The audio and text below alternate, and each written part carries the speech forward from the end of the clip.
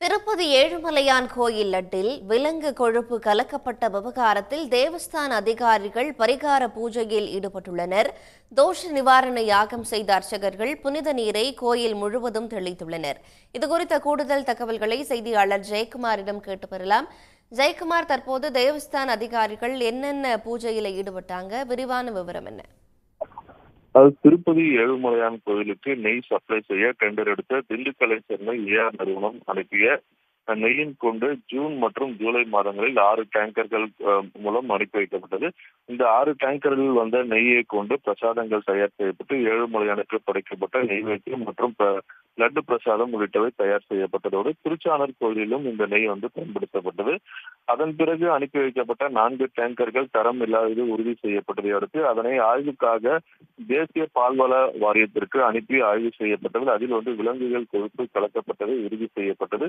இந்த சம்பவத்தை சந்திரபாபு நாயுடு, முதல்வர் சந்திரபாபு நாயுடுவும் செயல் அதிகாரி ஷாம்லா ராவும் உறுதியளித்த நிலையில் இந்த விவகாரம் பக்தர்களிடையே, உலகம் முழுவதும் உள்ள பக்தர்களிடையே கொந்தளிப்பை ஏற்படுத்தியது. ஜூன் மற்றும் ஜூலை மாதம் இந்த சம்பவங்கள் நடைபெற்றிருந்த நிலையில் அதன் பிறகு நெய் கொள்முதல் செய்வதை அந்த நிறுவனத்திலிருந்து முற்றிலும் நிறுத்தப்பட்டது. அந்த நிறுவனத்தை மீண்டும் டெண்டரில் பங்கேற்காத வகையில் பிளாக் லிஸ்டில் வைக்கப்பட்டுள்ளது.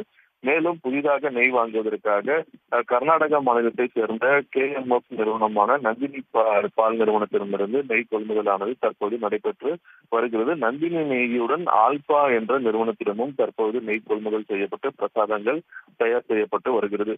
இந்த 2 நெய் நிறுவனங்களில் இருந்து வரக்கூடிய நெய்யும் ஆய்வகத்திற்கு அனுப்பப்பட்டது. இது சுத்தமாக மற்றும் தரமானதாகவும் மனம் உள்ளதாகவும் இருப்பது உறுதி செய்யப்பட்டிருப்பதாகவும் அதிகாரிகள் தெரிவித்துள்ளனர். இந்த ஏற்கனவே வந்த நெய்யை கொண்டு தயார் செய்த பிரசாதங்கள் சுவாமிக்கு படைக்கப்பட்ட நிலையில் அதனால் ஏற்பட்ட தோஷங்களுக்கு பரிகாரம் செய்யும் விதமாக இந்த சாந்தி யாகம் நடத்துவதற்காக முடிவு செய்யப்பட்டது. இருப்பினும் ஏழுமலையான் கோவிலில் ஒவ்வொரு ஆண்டும் பக்தர்கள், அர்ச்சகர்கள் மற்றும் அதிகாரிகள் மூலமாக தெரிந்தோ தெரியாமலோ நடைபெறக்கூடிய தோஷங்களுக்கு பரிகாரமாக ஒவ்வொரு ஆண்டும் தெலுங்கில் வரக்கூடிய சிராவண மாதத்தில் 3 நாட்கள் பவித்ரோற்சவம் நடத்தப்படுவது வழக்கம். அவ்வாறு இந்த ஆண்டு நடைபெறக்கூடிய பவித்ரோற்சவம் ஆகஸ்ட் 15ஆம் தேதி முதல் 17ஆம் தேதி வரை பவித்ரோற்சவமானது நடத்தப்பட்டது. இந்த யாகத்தின் மூலமாகவே, இந்த உற்சவத்தின் மூலமாக அனைத்து தோஷங்களும் விலகி இருக்கும். இருப்பினும் தற்போது லட்டு பிரசாதத்தில் ஏற்பட்ட அந்த நெய் கலப்பட விவகாரம் சர்ச்சையை ஏற்படுத்திய நிலையில் அதற்கு பக்தர்களுக்கு ஒரு முழு திருப்தி அளிக்கும் விதமாக ஒரு கோயிலுக்குள் சிறப்பு தோஷ நிவாரண சாந்தி யாகம் நடத்த ஆகம ஆலோசகர்கள் முடிவு செய்தனர்.